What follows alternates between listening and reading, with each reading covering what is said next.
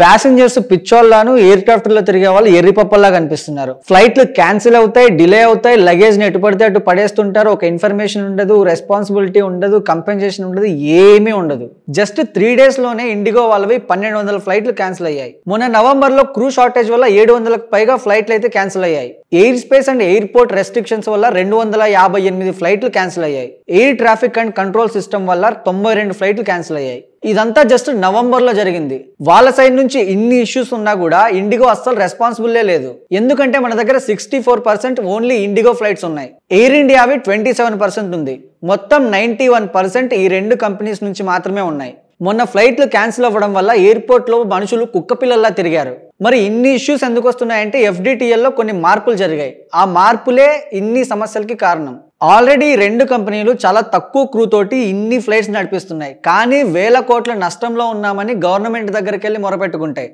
ఇంకా గవర్నమెంట్ ఏం చేస్తుంది? రుణమాఫీలు చేసిందే కాక వాళ్ళకి ఫండ్స్ కూడా ఇస్తుంది. ఇన్ని ఉన్నా కూడా, ఇన్ని జరుగుతున్నా ఆ భారం అంతా మాత్రం జనాల మీదే. ఇక్కడ మొత్తానికి పిచ్చోళ్ళు ఎవరు? జనాలే. ఒకవేళ ఫండ్స్ వచ్చినా కూడా ఆ ఫండ్స్ ఎక్కడివి? జనాల డబ్బే. సో ప్రతి ఒక్కరూ ఆలోచించండి. అని మీరేమనుకుంటున్నారు అనేది కమెంట్ చేయండి.